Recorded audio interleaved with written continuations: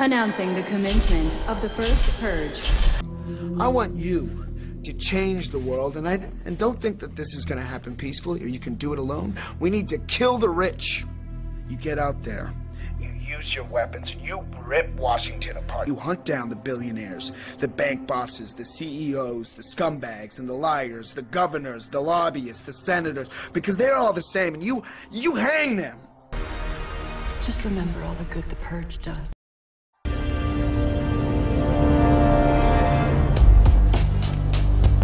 The Matrix is a system, Neo. That system is our enemy. But when you're inside, you look around, what do you see? Businessmen, teachers, lawyers, carpenters, the very minds of the people we are trying to save. But until we do, these people are still a part of that system, and that makes them our enemy. You have to understand, most of these people are not ready to be unplugged. And many of them are so inert, so hopelessly dependent on the system, that they will fight to protect it. Good afternoon, everyone. It's July 22nd, 2018. Merrick, did you get what he meant by that? Did you understand? The Matrix is a system, Neil. That system is our enemy. Do you not understand that the system built around you, the 5G system, the 4G system, and so on and so forth, these are all weapons against you. The judicial system is a weapon against you. The tax system, the political system, the medical system, the industrial system, all of these are weapons used against you. And anybody who is stuck in this tug of war, an endless tug of war, the left and the right, the Republican versus Democrat, as long as you are stuck in that paradigm, that system, you are an enemy. You're an enemy to everyone who has unplugged from the system and realized that it's there to divide us, to keep us fighting amongst each other. What real difference is there between black and white? Well, let me tell you. Black people, they have a way of thinking through emotion. They are very emotional people, but white people, on the other hand, are very cold and calculating type people. Now, where do I get this from? I occasionally watch a video by some guy. I don't recall his name off the top of my head, but he's a black guy who does videos about interracial marriage and stuff like that. And he is a person that's lived in different countries and all white countries, along with America, you know. And that is his observation, that white people, for the most part, are cold, calculating kind of people, and for the most part, black people think with their emotions as opposed to utilizing logic and reason. But just because we have different ways of thinking doesn't mean we have to be enemies. No, the people who are still plugged into the system, while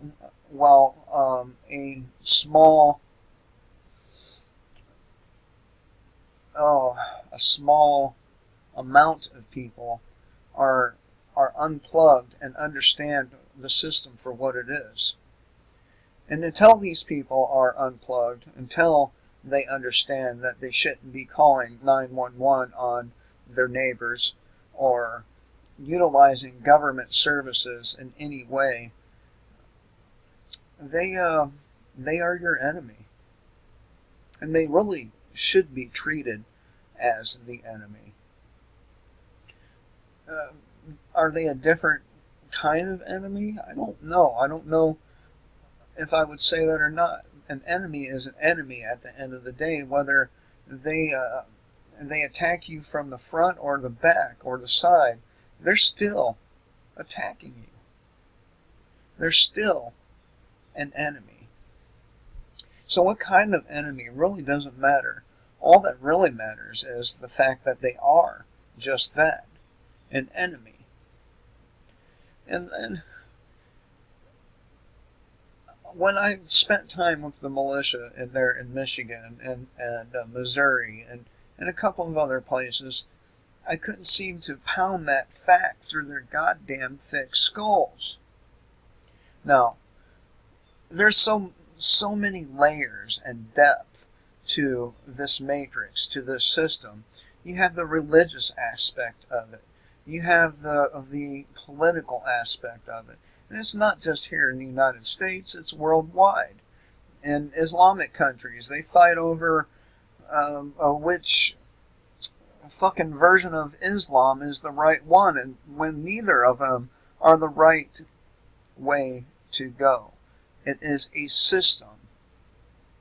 Democracy, republic, fascist, socialist, communist. These are all different management systems. I'm going to bring you to a website now. Something I stumbled across in somebody else's video. They gave a term, I looked it up, and voila, there it was. So this is called Alice in Wonderland. And no, it's not about the story, okay? What is Alice in Wonderland? Well, it is an interrogation technique used by the CIA.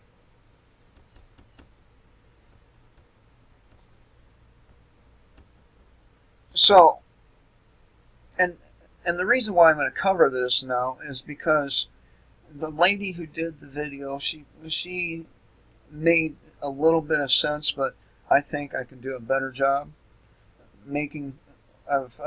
connecting the dots here, maybe. So the aim of the Alice in Wonderland or confusion technique is to confound the expectations and conditioned reactions of the interrogatee. He or she is accustomed to a world that makes sense, at least to them. A world of continuity and logic. A predictable world. He or she clings to this world to reinforce his identity and powers of resistance.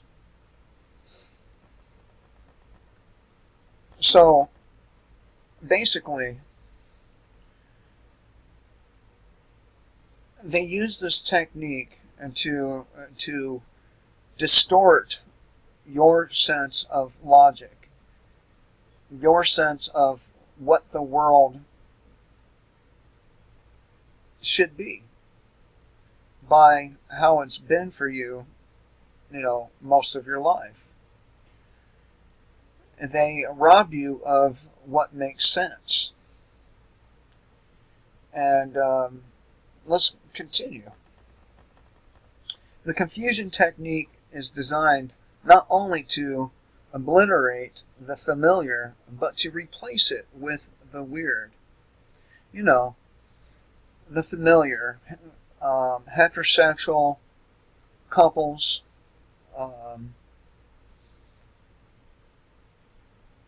a country that isn't too far to the left or too far to the right. And they've literally done this. This technique is designed to obliterate the familiar and replace it with the weird. And that's what all the transgender bathroom bullshit was about. That's what all this immigration bullshit is about. It is to replace your normal reality with a strange one. Although this method can be employed by a single interrogator, it is better adapted to use by 2 or 3 interrogators. So they'll come into the room and they'll talk to each other and ask you off-the-wall fucking questions that don't have any basis in reality and expect you to answer. When the subject enters the room, the first interrogator asks a double-talk question, one which seems straightforward but is essentially nonsensical. Whether the interrogatee tries to answer or not, the second interrogator follows up, interrupting any attempted response with a wholly unrelated and equally illogical query. Sometimes two or more questions are asked simultaneously. Pitch, tone, and volume of the interrogator's voices are unrelated to the import of the question. So, they can one can yell it out as if it's an urgent thing. The other can be all relaxed and docile about their question. The serious question being the docile question, and the idiotic question or the nonsensical question being the one they emphasize. No pattern of questions and answers is permitted to develop. No pattern of questions and answers is permitted to develop, nor do the questions themselves relate logically to each other. In this strange atmosphere, the subject finds that the pattern of speech and thought which he has learned to consider normal have been replaced by an eerie meaninglessness. The interrogatee may start laughing or refuse to take the situation seriously, but as the process continues day after day, if necessary, the subject begins to try to make sense of the situation, which becomes mentally intolerable. And, we can see people across this country, myself included, lots of YouTubers, lots of viewers in the comment section. We could see that a lot of people are in this phase where we are trying to make sense of something that there's no sense to.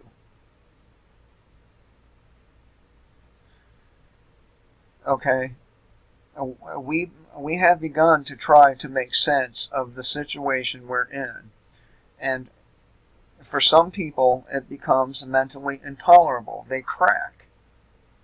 They crack under the pressure of all these different ideas. The fucking Catholic pedophile ring, the pedogate with the politicians and the Hollywood actors, and just, you name it.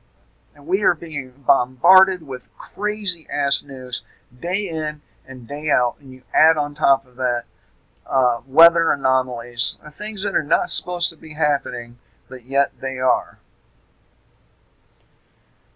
Now he is likely to make significant admissions, or even just pour out his story, just to stop the flow of babble which assails him. This technique may be especially effective with the orderly, obstinate type.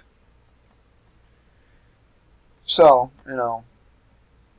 if you have a little structure to your life, if you're a good Christian that gets up and goes to work and busts their ass and comes home, takes care of the kids, and you have this set, orderly way about you, this technique would be especially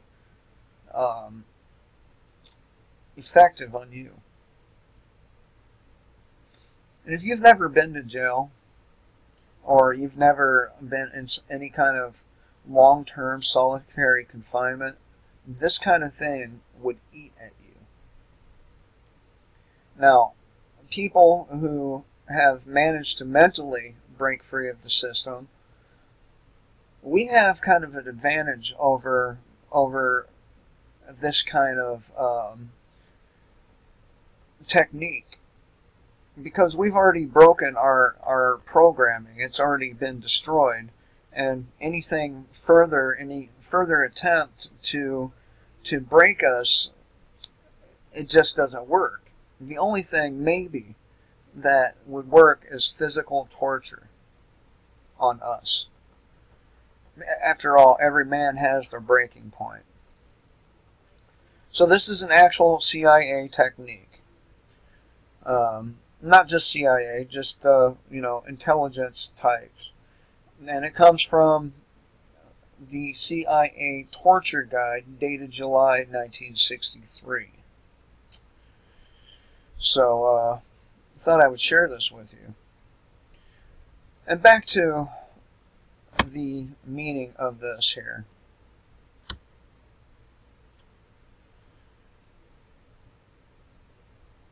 When the individuals who wrote this wrote it, they meant for you to take it literally. When they talk in this particular scene about the system, they are trying to tell you that anyone that's unplugged from the system, your enemies are all still plugged in. Every single person you come across who's not unplugged is your enemy, and they should be treated as such. Now, I've made the mistake in the last couple of years of breaking one of my own rules.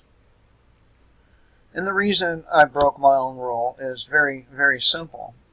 I let my emotions, my daughter's emotions, get the best of me. You see, if it had not been for my feeling sorry for my daughter, that she didn't have any playmates.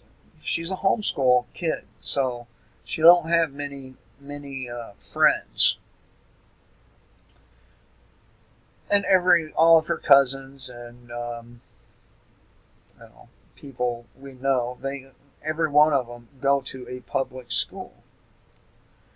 So she doesn't have a whole lot of in the way of socialization. So, I took her to a park one day. And at the park, there's a little girl she hit it off with. And the girl's dad seemed like an okay kind of guy. A month into, maybe a couple months into our relationship, the child's dad gets pulled over by the police, and he throws me under the bus over some weed I gave him.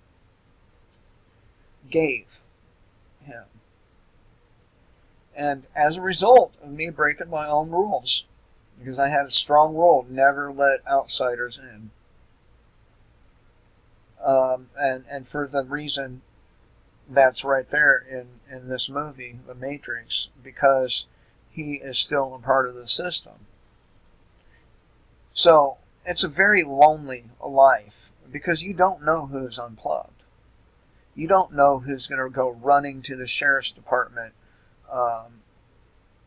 or alerting the authorities to what you're saying on these videos. You don't know who's going to cause you harm.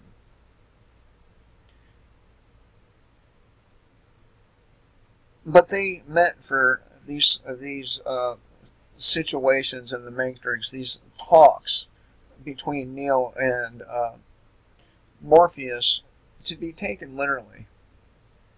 He is speaking in a literal sense. If I could rewind it, oh, I can. Wow.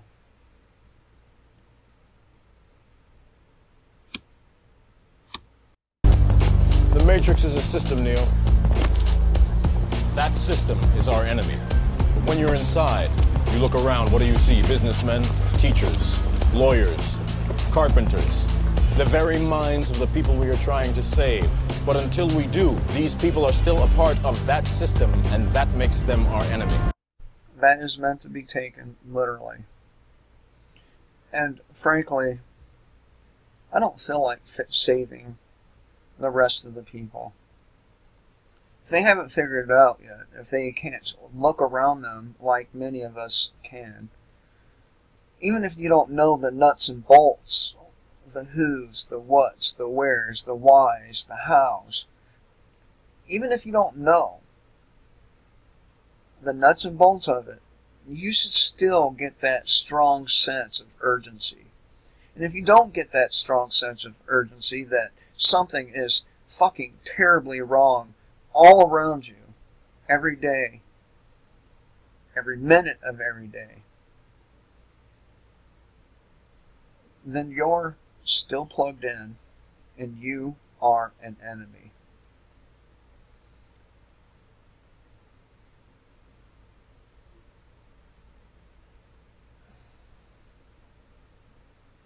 You are such a person who believes that authority over you is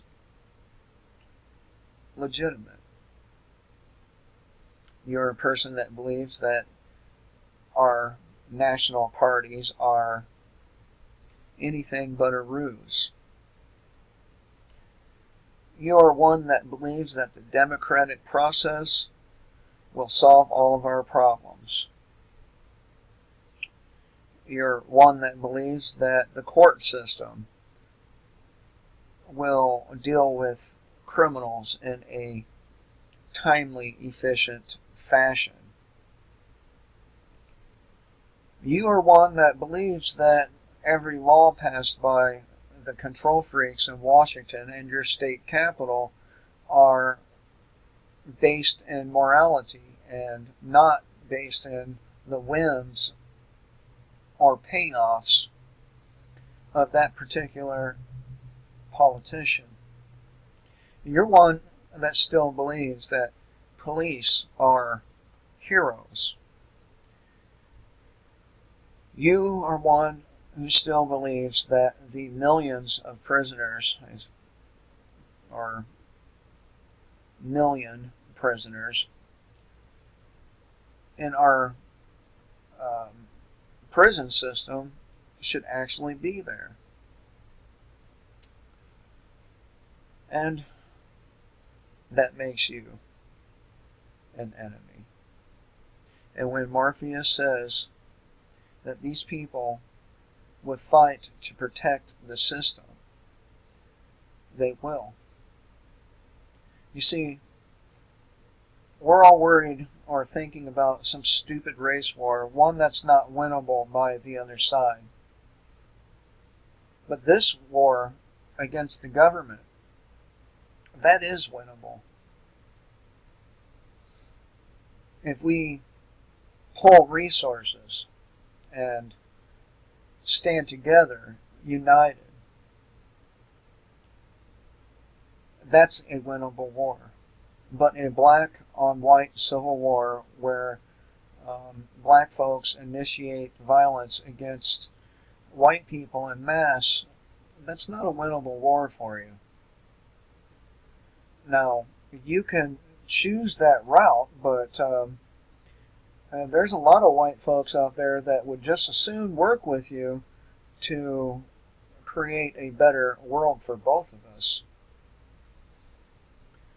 The best thing that could happen to the people of this country, the very best thing, is for the power grid to go down for a significant amount of time.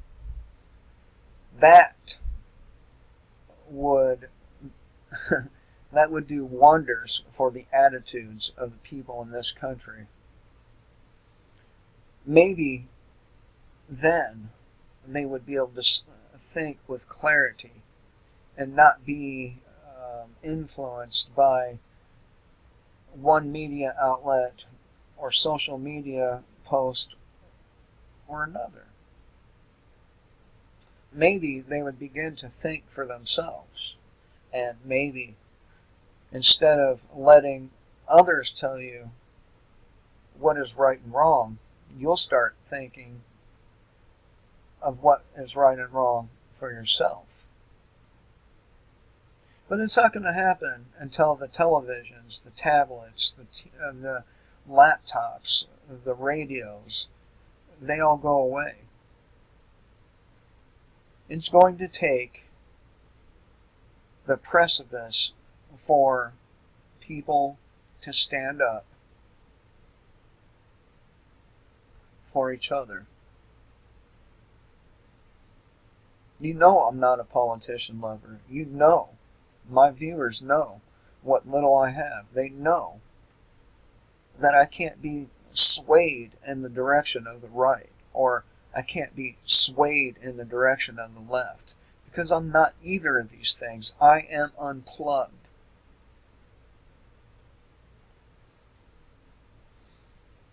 No man has a right to rule over you. And if you give him that right, you are a fucking sucker. Period. And you are an enemy to everyone who actually wants to be free.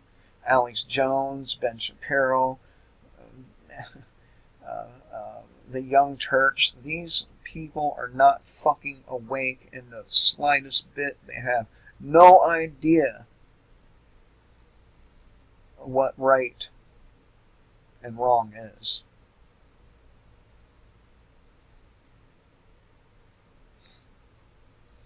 They have no idea that they are rooting for authoritarian rule.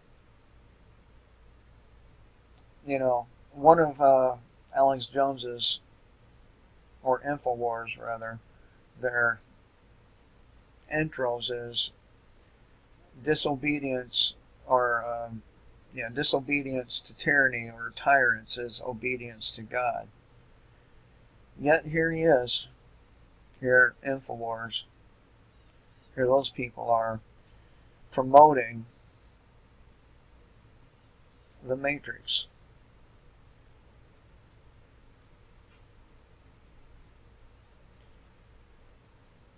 So, you remember, if the person is talking about going to the voting booths, they're not unplugged from the Matrix.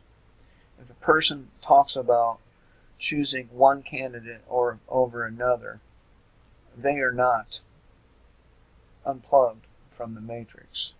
If the person says that there should be a law, they are not unplugged from the Matrix. Hope everyone has a great day. And remember, unplug from the Matrix before the resistance kills you.